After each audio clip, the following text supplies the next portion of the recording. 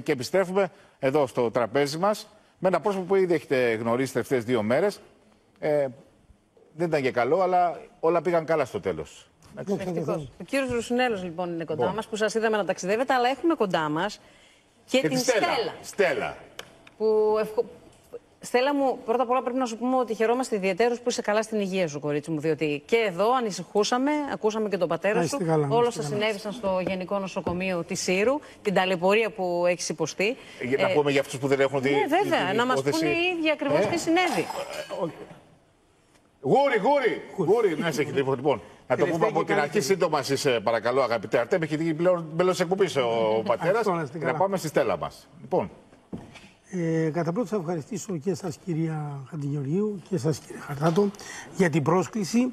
Μας δίνεται πραγματικά το βήμα να πούμε κι εμείς αυτό που βιώσαμε και δυστυχώς στο τέλος, εκεί που λέει η Παλιβία, εκεί που μας χρωστούσανε, μας πήρα και το βόδι, συγγνώμη.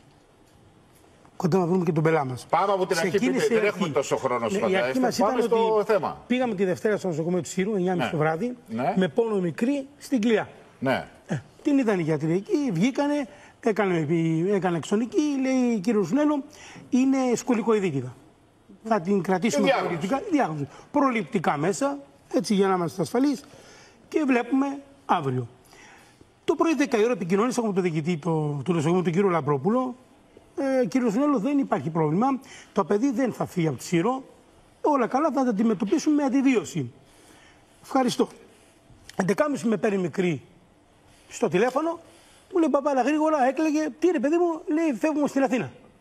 Ο λόγος, λέει, μου είπαν δύο γιατροί ότι δεν μπορούμε να παραμείνουμε στη Σύρο γιατί είναι χειρουργικό και δεν έχουμε χειρούργιο το νοσοκομείο. Το πάω ένα λεπτό μπροστά. Γρήγορα κινητοποιήστε, παίρνετε και ένα αγροτικό γιατρό που μερικά το έξω θα πήγατε μαζί. Σας είδαμε οπλό να συζητάμε, δεν είδαμε τη Στέλλα μας όμως. Και λέτε, παιδιά, πάω στο νοσοκομείο. Απίστευτο, αυτός ο άνθρωπος δεν έχει κόρη, μας τρολάρει. Πάτε στο νοσοκομείο, στο Τζάνιο. Και αρχίζουν στο Τζάνιο τι εξετάσεις, την είδε 2 χειρουργοί κατευθείαν να τον μπήκαμε. Μου λέει, κύριε Ρουσουνέλο, σας στείλανε εδώ για σκολικότητα. Μάλιστα. Γι' αυτό μας στείλανε. Μα το παιδί δεν βλέπουμε κάτι τέτοιο. Να κάνουμε εξετάσεις, να δούμε κτλ. Την άλλη μέρα μας είπαν ότι δεν υπάρχει σκολικοδίτιδα. Υπάρχει ένας κοιλιακός πόνος στην κοιλιά. Εκεί. Και βγήκαμε την άλλη μέρα, πήραμε εξιτήριο. Υπήρξε δηλαδή λάθος διάγνωση από το Γενικό Νοσοκομείο. Και ένα ταξίδι για να σας γνωρίσουμε από κοντά. Αναψυχής. Λοιπόν, το μεταξύ βγήκε ο διοικητής της ΥΠΑΣ και είπε ότι το παιδί ουδέποτε διαγνώστηκε με σκολικοειδίτιδα. Δηλαδή, συγγνώμη, ο διοικητής έκανε ανακοίνωση στα κανάλια και λέει ότι η σκολικοειδίτιδα, ναι, θα την αντιμετωπίσουμε εδώ στη Σύρο. Δεν υπήρχε πρόβλημα. Ας τουλάχιστον να συνονεθούν πρώτα, να ξέρουν τι θα λέγανε. Μην μας βγάζουν εμάς τρελούς ότι πήρα εγώ το παιδί μου και έφυγα με τη θέλησή μου στην Αθήνα για όνομα του Θεού.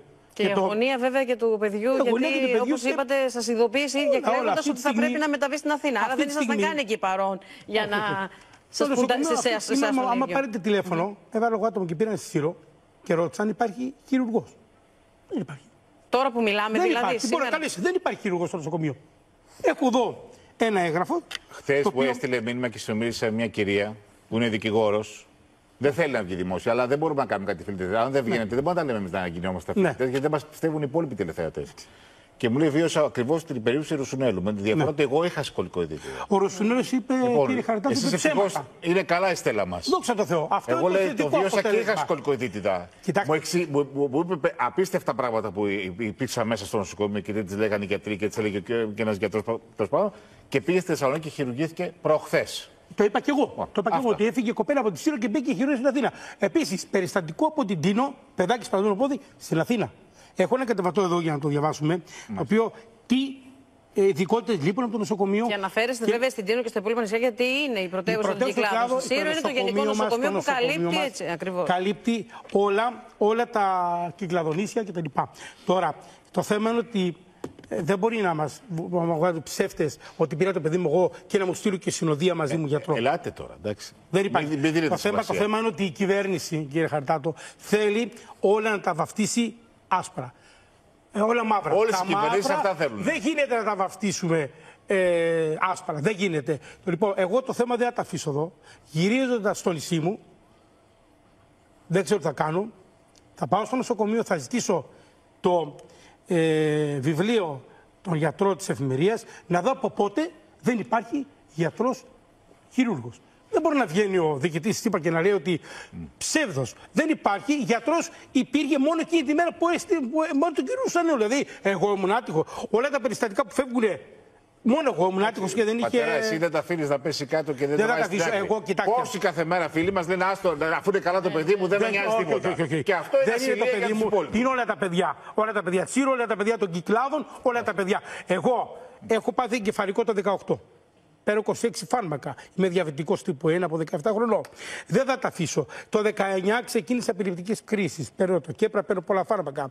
Εγώ θα πάω στο νησί μου και αν δεν λύσουν άμεσα μέτρα να βρεθεί χειρούργος, θα ξεκινήσω και εγώ απεργία πείνας. Το δηλώνω δημόσια εδώ. Θα πάω στο νοσοκομείο και δεν θα βγω από το νοσοκομείο. Εδώ είμαστε εμείς, δεν θα φτάσετε εκεί. Στέλλα, χαιρόμαστε που σε βλέπουμε καλά. Να είσαι καλά, κορίτσι μου. Δεν σε βάζω στη δικασία γιατί δεν έχει να απολογήσει σε κανένα για τίποτα. Κούκλα μου, χαιρόμαστε που είσαι υγιεστάτη. Συγγνώμη, μπορεί να πες τη μέρα που ήρθαν εγώ από το νοσοκομείο. Οι γιατροί τι σου είπανε? Εκείνο πες μόνο. Οι δύο γιατροί.